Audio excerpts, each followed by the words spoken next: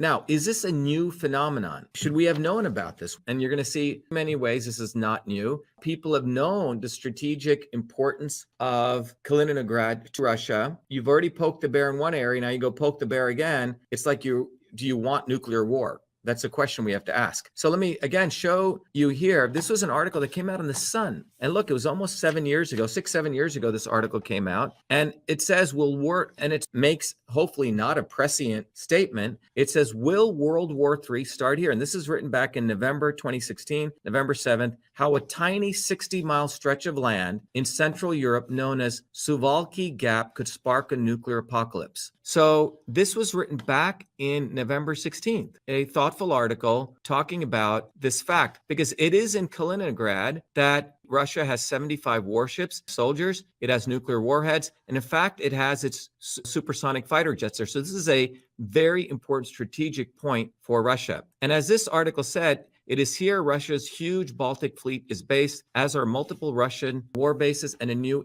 Iskander and missile system, nuclear warheads capable of hitting targets 310 miles away. But since this article came out in the last few years, Russia has put his hypersonic missiles there also. So Kaliningrad is extremely strategic to Russia. And we're going around, and we, meaning United States, NATO, US equals NATO, let's not have any illusions about that, is using Lithuania as a proxy to go block goods there. So that's, again, this article came out in November 2016. So again, little more geography so we understand this. So if you notice, where is Kaliningrad? Let's get a little bit deeper.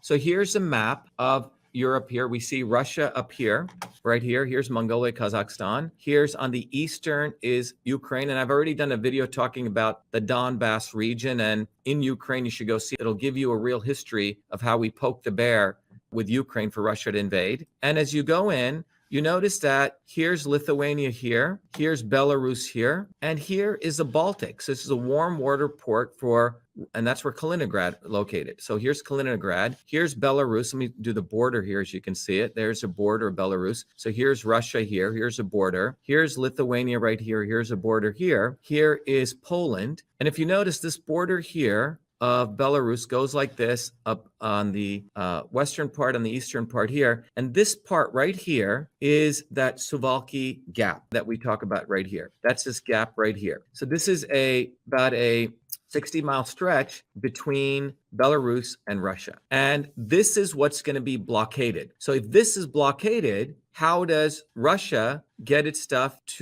how does Russia here go into Kaliningrad? One way is they can go right through Lithuania. And this is what Russia has started talking about. So Russia has started talking about on July 11th, I'll bring up the article. Russia has said, if you're going to do that, block that, we may go back to 1991 and no longer recognize Lithuania as an independent state and make you part of Russia. And if that's the case, then Lithuania can exit out of NATO. So this is quite incendiary that could happen. They're forcing Russia's hand to execute Article 5, that for NATO to use as an excuse to execute Article 5. So again, Russia, if this is blocked and they have to get stuff here, either they'll have Belarus go through Lithuania this way, but the only way they could go through Lithuania without executing Article 5 of NATO is that, imagine if Russia were to say, you know what, we're no longer accepting when the USSR broke apart in 1991, where we willingly let the Baltic states go. Russia became Russia and the Baltic states became their own federation. But we're going to bring back Lithuania to part of Russia. And if Lithuania is part of Russia, we don't have to recognize the USSR's old agreement. And in that model, Lithuania just leaves NATO. And then they can do that. So this is essentially the potential